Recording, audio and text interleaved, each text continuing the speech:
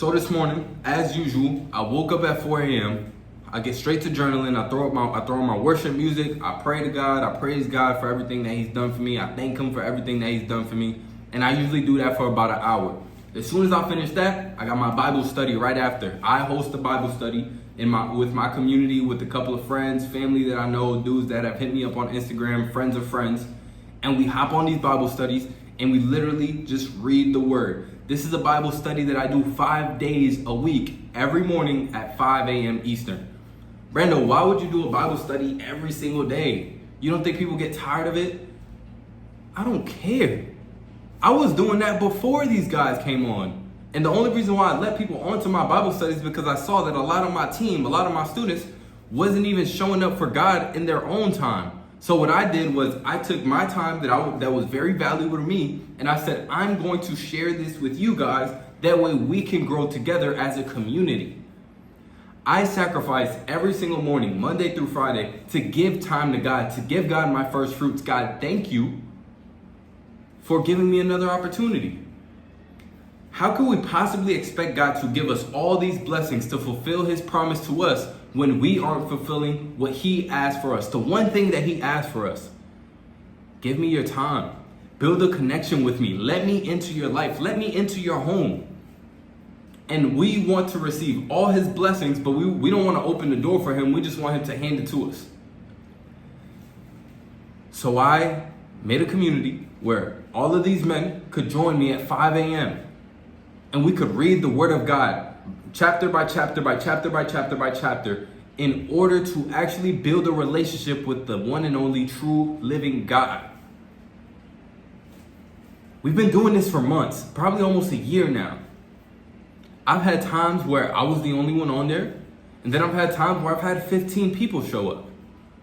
But that's regardless of the fact. The point is, because of my discipline, because I was able to become the man that could wake up at 5 a.m., 4 a.m., and then start reading my Bible by 5 a.m., I was able to build up a community of men who were willing to do the same thing. The goals that you want, the physical stuff that you want to reach, I guarantee you God is not going to hand that to you if you are not capable of retaining what He is giving you. If you can't carry what He's giving you, why would He give it to you? You're going to crumble. And so many times God lets us be hard-headed. God lets us have these things because we work so hard to chase it, right? We chase the money, we chase the clout, we chase the girls, and God lets us have it because He knows at the end of this, my glory will still be shown when He crumbles. When He hits His rock bottom, He's going to realize that His only option is to look up and see that I'm right there. If you're watching this video, it's because God is telling you to avoid rock bottom at all costs. There is no reason for you to hit rock bottom in order for you to look up and see that there is one person who is actually in control of everything that's going on in your life. Don't be hard-headed when the person who is in control of all of this is on your side. He's holding off that blessing because He knows that if He gave it to you right now, you would screw it up. So what do I do while I'm waiting for God to give me that blessing, Brando? You build a connection with Him. You prepare yourself. You sharpen that sword. Michael Beasley said, I sharpen the sword for the sake of the sword being sharp. What does that mean? I don't know when I'm going to use this. I don't know when I'm going to use it. I don't know when it's going to come out. But when I do got to use it, it's going to do anything that I need it to. I'm going to be capable of anything that's expected from me. Sharpen your sword. Sharpen your sword. Sharpen your sword. Because when it's time for God to use you, He needs you to be ready. Because your time is going to come whether you like it or not. The only difference is going to be whether you're ready or not. When God sees, I gave him all this time. He still can't even wake up. He's still not even praising me. He's still not worshiping me. He still don't drop down to his knees. He hasn't even tried to reach out to me. Okay, this blessing that I was going to give you, give me that back. I'm going to give it to this guy over here that's doing all the work, that's improving himself, that's living a godly way, that's doing his work and his business the right way. I'm going to give the blessings to him because he simply deserves it more than you do. And a lot of us don't like to hear it that way because we always want to hear, oh yeah, he's a loving God and he's going to love me no matter what. And he's always going to take care of me. What are you doing? What are you doing? How can God possibly help someone who doesn't want to help themselves? God cannot use something that doesn't want to be used. If you sit and you brainwash yourself with a bunch of this garbage social media content, with a bunch of this garbage pornography, with movies, with all these TV shows, Love Island, with these video games, how long do you think you are going to be able to continue doing that garbage without improving yourself and think that you're going to be successful? The version of you that is at the highest possible level is not doing none of that. And it's not to poop on it, bro. It's not to shit on it.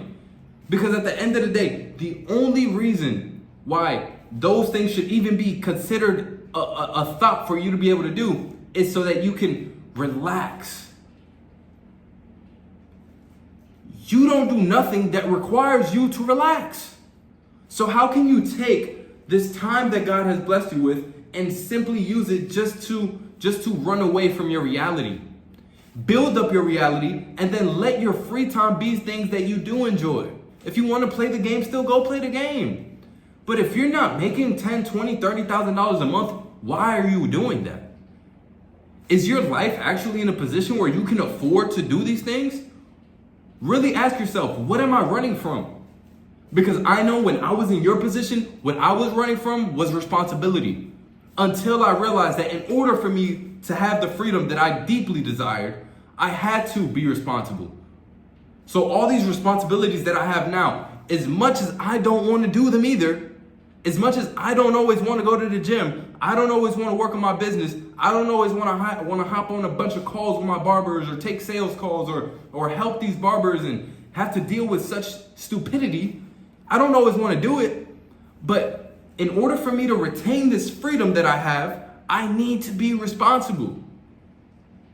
But so many people want to skip over that. And when you skip over that, that's why your life feels unfulfilling. Because the only thing deep down that you know, I could be doing so much more. I could be so much greater. What if I went to the gym every day like I said I would? What if these 8 hours that I'm spending sleeping, doom scrolling, watching Netflix on my phone, whatever, what if I put that into building that one business that I wanted to start? What if I put that into growing my social media? What if I put that into something that was actually going to be productive in my life instead of watching Kai Cenat stream? Where are you headed? There is one reason why we are here. And it's simply to be the best version of ourselves that we could possibly be. It's simply to become the version of ourselves that God saw us when we was in our mother's womb. That's the one reason why we are here. When we get to heaven, we're going to meet somebody. And this person's going to be jacked. He's going to be a 4-time gold Olympic medalist. He's going to be a Marine. He's going to stand up with his chest out, with his chin up. He's going to have a level of confidence that you've never seen before. He's going to have 4,000 people behind him that he saved. And you're going to walk up to God and you're going to say, God, who is this guy? He put me with him. He looks like somebody I want to be with. And God's going to say, oh, this was supposed to be you. And you're going to look behind you and you're going to see you didn't bring anybody with you. You didn't be who God expected you to be. And that moment right there is going to be the deepest regret you will ever feel in your life. The second biggest is when you're on your deathbed and you see your children are still poor. Your girl is in shambles because she doesn't know how she's going to keep the lights on in the house. Your kids are fat, overweight. You didn't give them the mindset that required for them to be able to take care of themselves and be men themselves. And at that moment, you're gonna realize, man, I should have went harder. I should have just got over my feelings. I should have just done what needed to be done. But so many of us, we think that we're gonna get on our deathbeds and we're gonna say, man, if only I finished that season of Love Island. If only I played 5M GTA 5 for just a little bit more, I probably would have been able to get that house. If I would have just watched that one more YouTube video that was gonna motivate me, I would have been able to get there. It's done for that. We're past that point, bro. The version of yourself that is truly the man that you aspire to be, he's not playing around the way that you are right now. And I say this as a brother out of love because I was just like you. I promise you. When I was 16, 17 years old, all the way up until I was 19, bro, from 16 to 19, I was bullshitting. I was drifting. I was playing video games. I was playing Fortnite during 2021 before I started cutting hair. I would do mushrooms. I would smoke weed. I would go to the club. I would hang out with women. All of this. And now I'm 22 years old and I look back on the past 6 years of my life and I'm like, bro, if I would have just had a little guidance, if I would have just had somebody warning me on the path that I was going down, I would have changed so much sooner. But it took me 4 years in order to understand what this was. And in the past 2 years, I've had some growth that, man, you really can't, you can't. I ain't saying I'm doing terrible, but when I look back at my life, I'm like, bro, imagine I would have did this when I was 16. If somebody would have opened my eyes as to what the truth was. But so many of us, we just assume that we have all this time. But the best part is, that's what the enemy wants. The leader of this world, Satan, what he wants is to know that he's got you for just one more day. Just one more day. He tells you, don't worry about that right now. You could do it later. What you gotta wake up early for, bro? You've been good just the way that you are. Your girl love you. You don't gotta go to the gym. Nah, you could eat what you want, bro. You should enjoy your food. Enjoy the way it tastes. You should be able to taste everything that you want to eat. Go ahead. You'll start that diet soon, bro. You know you could get right whenever you want to. You know you could get back in the gym whenever you want to. Bullshit. That's the enemy keeping you in the same cycle, in the same trap for another day. Because that's all he needs. Because guess what? You may believe that you got another day and it's promised and it's guaranteed. I'll just wake up and I'll do it Monday. I'll wake up and I'll do it tomorrow. But God is looking at you and he sees the countdown. He got 3 more days. I don't know. I don't think he gonna get it. 2 days. 1 day. Next thing you know, you get into a little car accident. Your life will never be the same ever again. Your legs don't work. These days that God has blessed you with are opportunities. And until you start to show gratitude for those opportunities, until you start to take action behind that gratitude for those opportunities, you will miss out on the biggest blessing that God has ever given you. Your spirit is thirsty. Your body is searching for help. Your mind is seeking for medical attention. But you rather feed it garbage. Your morning routine doesn't exist. You wake up, you go straight to work. You get home from work, you hop on your phone, you doom scroll, you watch Netflix, you eat chips. And you call that life. You go out with your friends, you go to the club, you drink a couple bottles, pop a couple bottles. You call that fun. That's not fun to me, bro. The version of myself that I was talking about, that was fun. Oh, we gonna do mushrooms tonight? Oh, we gonna go to the club? Oh, this girl hit me up. What do I say? How am I gonna get in her pants? I used to call that fun too. Until God came in, changed my heart, and now I have a different reason to live. I see the truth. And I'd be so foul to know the truth and not give it to you. And not tell you, hey bro, watch out. Where you're headed is death. I've been on both sides. And the main thing that allowed me to get to this side was my discipline. It was my morning routine. Wake up at 4 a.m. whether you like it or not. Whether you got 6 hours of sleep, whether you got 10 hours of sleep, 8 hours, don't wake up at 4 a.m. I've had nights where I went to sleep at 1 a.m. and I wake up at 4 a.m. and I rock out. Thank God for being able to wake up. Prayer, worship should be some of the first things that you do as soon as you open your eyes. God, thank you for another opportunity to get myself together. Thank you. He doesn't need you to be perfect. What he needs is to see some effort. What he needs is to know that you tried, that you showed up every single day and you did everything in your power to help as many people as possible, to grow a relationship with him, to lead people to Christ, to grow yourself as much as you possibly could. He just wants to see the effort. But you going from video game to drugs to Netflix to beating your meat, what is that doing? Where's the effort? It's like when you used to play sports. Coach wasn't putting you in the game just because you could go out there, you could pass the ball, you could dribble. He wants your effort.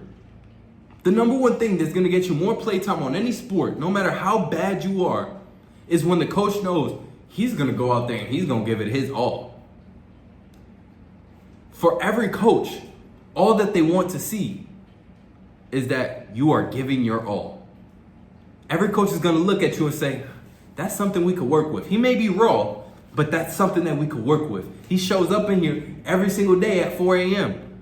His workouts ain't the best. He don't really know what he's doing, but he shows up every single day. And God is looking at you. I just want you to show up. Your parents are looking at you like, I just want him to show up for himself. Your girl is looking at you and she's saying, he keeps saying that he's gonna show up, but he never does. How could she trust you? How could she possibly look at you as the man that she's willing to give her children to put her children, her life in your hands, and you can't even stay true to your word? Yeah, babe, we're gonna lock in this summer. We're gonna get serious about going to the gym. And she's gonna test you and she's gonna say, babe, but I want ice cream. And you're gonna say, babe, that's a great idea. I wanna make you happy. And before you know it, you go from going to the gym 5 days a week, 4 days, 2 days, never look at it back again until you look at yourself in the mirror and you say, wow, we have really gone farther back this time than we did last time. Hey, babe, let's get back to the gym. Let's get ourselves together and let's make sure that we look good. Okay.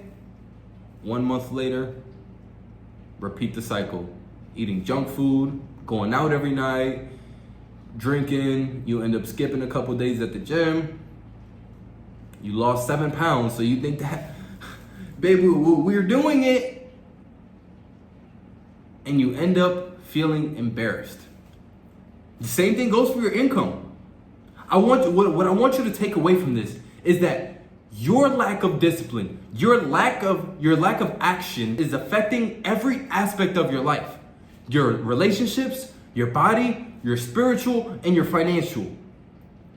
These are the things that we focus on every morning. This is what I call my warrior morning routine. I wake up at 4 a.m. instantly, fixing my mind, telling myself that I'm this, that I do this, right? My first win of the day. My second win is my journaling. I prepare myself. I bulletproof my mind for who is Brando.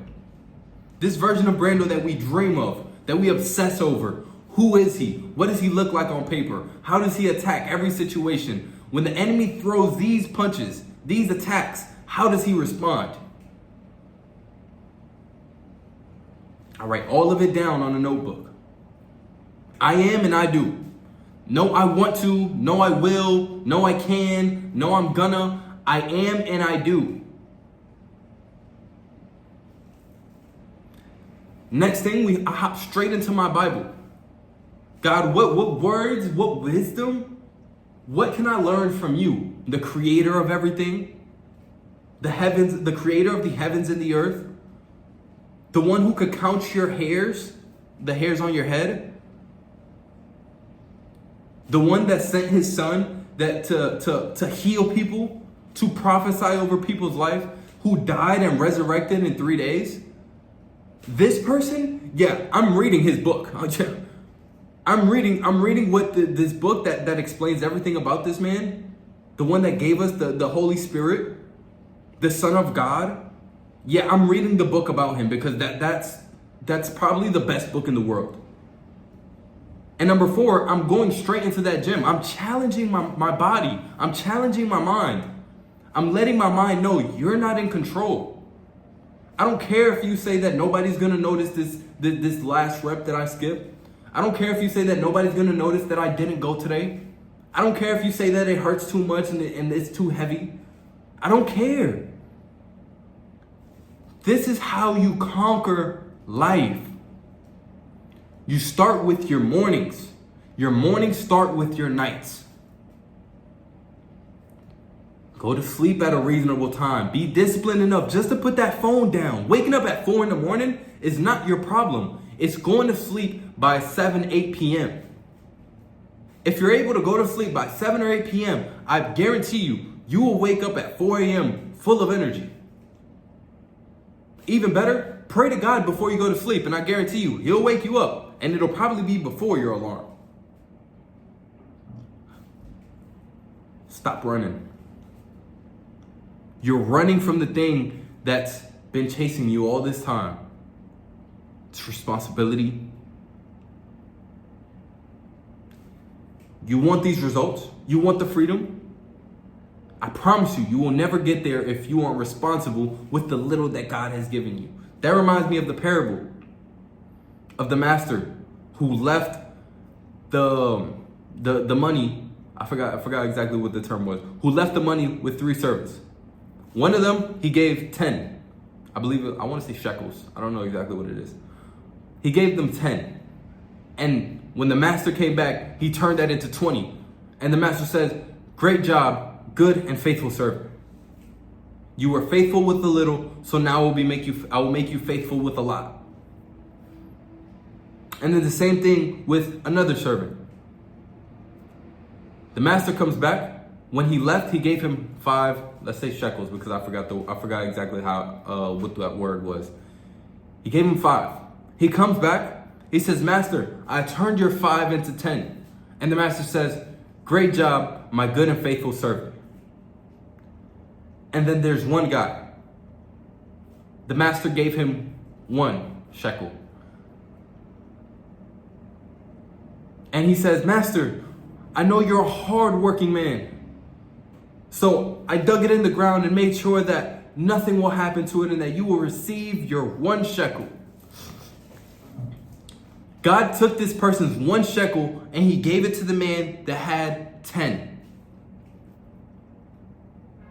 If you aren't able to make something out of the little that God gave you, he will not give you more. If you aren't responsible with what you have now, you do not deserve more. That's not just financially. If you can't take care of your mother, if you can't take care of the girl you have now, you will not get a better version of her because you don't deserve her. Same thing goes for your body. If you can't take care of the body that you have now, you will never wake up magically with a perfect body. You were faithful with the little. You were faithful with that 110-pound body that you have. So now I'm gonna make sure that I lead you to that 180-pound body so that you can continue to build up this man.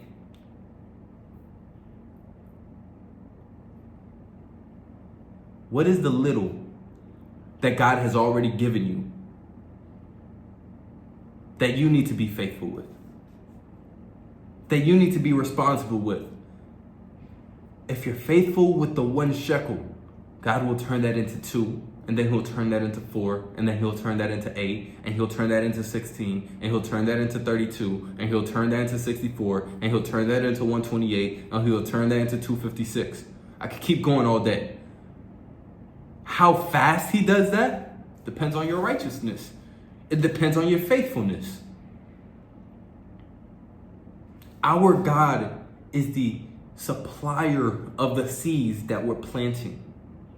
What seeds, Brando? The seeds of discipline, the seeds of your financials, the seeds of your body and your mental health and your self-growth and your relationships. He is the supplier of these seeds.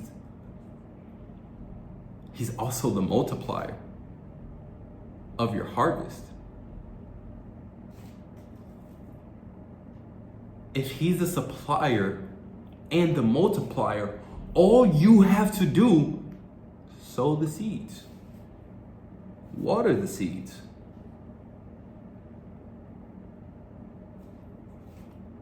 He's in control of the sun. He's in control of the dirt. All you have to do is show up every day and water it. Even if you don't want to go to the gym, just get there.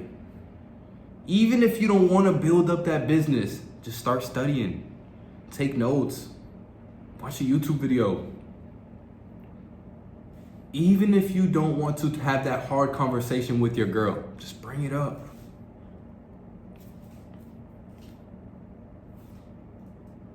What has God trusted you with already?